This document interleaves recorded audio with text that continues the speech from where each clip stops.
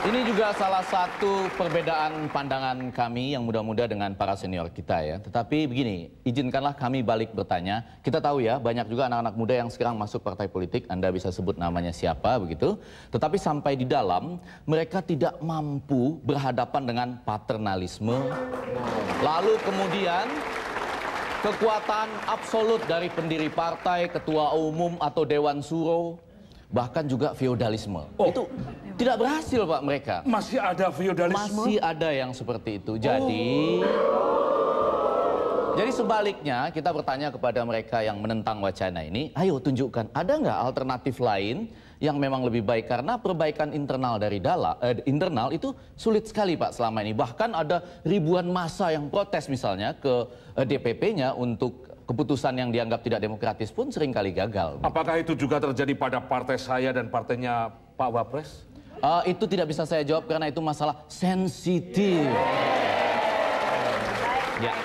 Tapi sekali lagi, kalau ada kekhawatiran bahwa calon perseorangan atau calon independen itu nanti akan dimanfaatkan oleh orang yang demikian kaya atau wajah-wajah lama yang tetap ingin masuk ke dalam partai politik, mari tugas kita semua mahasiswa dan kaum muda untuk menunjukkan bagaimana kesalahan atau track record mereka di masa lalu.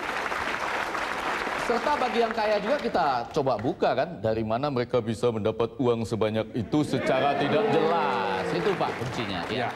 Baik, bagaimana kalau sekarang kita akan melihat dua cuplikan berikut ini. Yang pertama adalah bagaimana orang partai tidak merespon masalah Trisakti dengan sepantasnya. Wah, dan yang kedua, bagaimana nasib Faisal Basri dalam seleksi parpol di DKI. Kedua ini, cuplikan ini adalah dari acara Open House Republik Mimpi yang ditayangkan setiap hari Jumat pukul 22.05. Mari kita saksikan. Bertolak dari pengalaman di Jakarta ini agaknya mutlak ya, dibutuhkan saluran baru yang memungkinkan justru partai nanti berbenah diri setelah itu. Oke. Karena satu pertanyaan lagi agak penting. Mohon maaf Pak Wapres, saya tanya lagi ya, satu lagi ya. Ke dia Pak. Bukan. Bang Faisal, ada perasaan sakit hati nggak selama ini melihat itu? Kecewa. Atau kecewa ada nggak?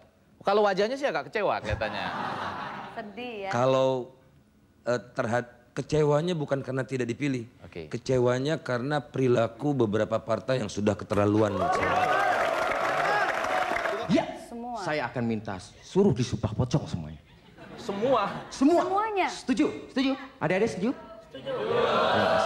Jadi semua yang ada di lokasi peristiwa kejadian saat itu akan disumpah pocong. Ya, jadi seluruh walaupun polisi, intel atau aparat yang ada di TKP pada masa itu diminta sumpah pocong. Terima kasih. Luar biasa ya. Disumpah pocong yang ada di seputar kampus gitu. Betul, bahkan pedagang kaki lima yang ada di sekitar kampus Trisakti, saya minta disumpah pocong agar menceritakan apa yang terjadi dan dilakukannya pada masa itu. Waduh. Jadi termasuk tukang cendol yang di depan itu juga. Tukang ketoprak juga. Wapres jangan emosi. Nasi goreng semuanya. Wapres, emosi Pak Wapres. Terlalu. Ya pemirsa, Anda jangan kemana-mana, kita akan ikuti eksperimen-eksperimen fisika bersama tim Olimpiade Fisika. Antara lain, kita akan lihat guru bangsa kita Gus Pur berjalan di atas kaca. Wow.